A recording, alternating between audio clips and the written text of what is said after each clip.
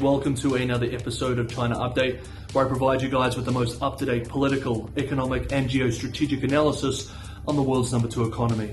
My name is Tony. Let's jump in. Okay, happy Wednesday everybody. This is a big episode today. We have a lot of important material to go through. We are going to start with capital markets, and let's just quickly wade through the bad news first. According to newly released data by the People's Bank of China, China's central bank's Shanghai head office, foreign investors cut their holdings of yuan-denominated bonds for a record 8th consecutive month in September, amid a weaker yuan versus the US dollar. The Chinese currency has now officially suffered its longest losing streak since 1994 in October. Overseas investors held 3.4 trillion RMB, just shy of half a trillion US dollars worth of bonds traded on China's interbank market as at the end of September, down from 3.48 trillion yuan in August. Stocks didn't fare much better either. According to Dow Jones market data, in October, Shanghai and Shenzhen's key stock market indexes declined 4.3% and 3.5% respectively. Foreign investors net sold a combined 57.3 billion RMB, $8 billion US dollars of Chinese A shares in October, the most since March 2020 during the initial Wuhan lockdown. Hong Kong's benchmark Hang Seng Index slumped 15%. This represents the Hong Kong Index's worst monthly performance since October 2018 during the global financial crisis. Analysts suspect that the index could reach its lowest point since 2005. Strategists at Nomura Holdings Inc., in a note to investors this week, write that investors appear to be increasingly concerned about 3 issues in particular, namely that China's reopening might take longer than expected, more on this shortly, China's social priorities may take precedence over the economy, and Beijing's emphasis on security means a higher risk premium. Now this, of course, is a lot of bad news. However, in the last 24 hours, the market surged somewhat with the news of unconfirmed rumors on social media that Beijing is forming a committee to assess scenarios for relaxing its zero-COVID policy, a stance long seen as a key risk for the country's stocks. The rumor is that a new committee has been set up to figure out how to loosen COVID controls by next March, around the time of the so-called 2 sessions, an important policy-setting national event. It's also just after Chinese New Year celebrations, which typically sees large-scale internal travel. We should note 2 things. 1, these rumors have not been confirmed, though it would make sense to establish a body of some sort to discuss exit strategies if indeed there is an intention to end zero-COVID. And 2, March 2023, around the time of the 2 sessions, would indeed be an appropriate date to announce a policy shift if Beijing leadership intends to do so. Indeed, we remember that several banks and analysts cautiously forecast March 2023 as a possible date to roll back zero-COVID. After the market rally on Tuesday, China's foreign ministry, through a spokesperson, said that it was unaware of any committee established to assess border reopening in March. Like I said, the market has already surged somewhat just with the news of the rumors. The Nasdaq Golden Dragon Index of 65 Chinese companies closed up 3.8% in New York after jumping as much as 7.6% during the session on Tuesday, US time. These investors who poured back into Chinese assets may be on the money, and if there is indeed a plan to end zero-COVID in March, as more evidence of such a move is leaked, share prices, all other things being equal, will likely further rise. However, it may also be premature. We remember how badly many investors were burned after the 20th Party Congress recently, when markets expected zero-COVID rollbacks, which never came. We will continue to follow these developments very closely. But for now, zero-COVID is still very much in place, and outbreaks are spreading in some very critical economic hubs. In the manufacturing and economic powerhouse of Guangzhou, also known as Canton in English, the heart of the dynamic Pearl River Delta, authorities yesterday said that they faced a, quote, dire and complicated, end quote, outbreak. The local authorities have reported more than 100 infections in each of the past 4 days, with 190 confirmed local cases and almost 300 asymptomatic infections yesterday, Tuesday. This is well over the threshold to justify large-scale lockdowns under zero-COVID policy, a trigger which local authorities are likely deeply hesitant to pull, as a Guangzhou lockdown would be as crippling to the regional economy and damaging to the national economy as the Shanghai lockdown was earlier this year. Even state media admits the situation for the megacity is grave, with state-run Global Times writing yesterday, quote, "Zero COVID infections in the city were imported through various ways, and the local situation is not optimistic.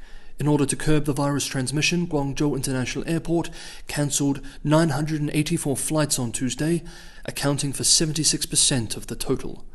End quote.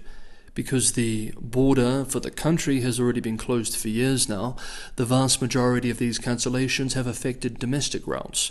We have seen closures all around the country as new cities are forced to lock down. According to Flightmaster, flight cancellation rates at airports including Urumqi in Xinjiang, Hohhot in Inner Mongolia, and Zhengzhou in Henan Province, central China, have reached nearly 100%. Urumqi, even after weeks of lockdowns, is still reporting daily cases in the hundreds. And Beijing yesterday also discovered a handful of community cases. Local officials are between a rock and a hard place, with zero COVID on the one hand and economic and social stability considerations on the other. Bloomberg's Hong Kong team writes yesterday that local officials, under pressure to implement strict zero COVID policy with less impact on society and the economy, are, quote, instead going under the radar, communicating restrictions with businesses directly, or shuttering small sections of the city incrementally to avoid the panic of a blanket order. In some cases, residents aren't even being told, coming home to find they have been locked down. End quote. Wuhan, provincial capital of Hubei, with 13 million residents, is, quote, one of the many places where restrictions are being quietly imposed, end quote. And for Zhengzhou, provincial capital of Henan, of the current Foxconn mess infamy, on Tuesday, the city authorities wrote a public letter to all the residents of the city to thank them for their efforts in fighting against the virus and promising that the outbreak and lockdown situations should improve soon. However, on social media, some netizens accused the local officials of only lifting restrictions to reduce scrutiny of the, what they consider, poorly managed lockdowns, with the hashtag performative lockdown lifting being used on Weibo before being removed.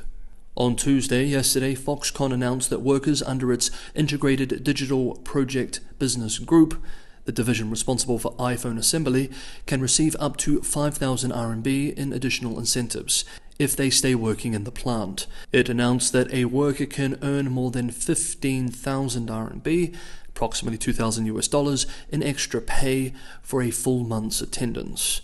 Multiple reports do suggest that the situation at the Foxconn facility, after about a week of embarrassing coverage and fairly distressing reports, may be beginning to ease, though Foxconn this week has also had to deny accusations from a well-known Chinese dissident on Twitter of the deaths of 8 workers inside a company-operated dormitory.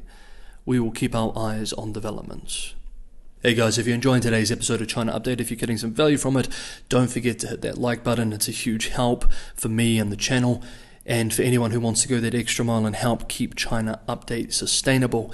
Patreon and Buy Me a Coffee links are in the description below. This is a tremendous help, and it's what I rely on to continue making these episodes every day. As always, thank you so much everybody for the ongoing support. Okay, last up for today's episode. I'm sorry that we need to cover more bad news, but unfortunately, like some other parts of the world currently, China right now is going through a very tough period for its economy, and we need to cover it. Let's end today's update on the housing crisis, and things remain very pessimistic on this front. According to data released by market agency China Real Estate Information this week, property sales with China's top 100 developers plunged more than a record 28% year-on-year during the last 2 months. the traditional peak season. According to the China Real Estate Index System's China Residential House Price Index, HPI 100, also published this week, in October, new home prices in 54 cities dropped for 4 straight months, with second-hand home prices in 75 cities seeing their 6th consecutive month of decline. Chinese financial media outlet Yicai, reporting on the poor October performance, writes today, quote, "It is impossible to stimulate the market significantly again by promotions alone, as real demand is shrinking," end quote. Chinese property bonds are also setting record lows with rock-bottom investor confidence. The dollar bond prices of some real estate companies, that's the People's Liberation Army Air Force testing nearby. Perhaps they're not happy about the coverage in today's episode. Where was I? The dollar bond prices of some real estate companies in China are trading below 10 cents on the dollar. Quote, "Everyone is scared. Even though dollar bonds for Chinese property companies are cheap, there is nothing positive to bet on yet," end quote.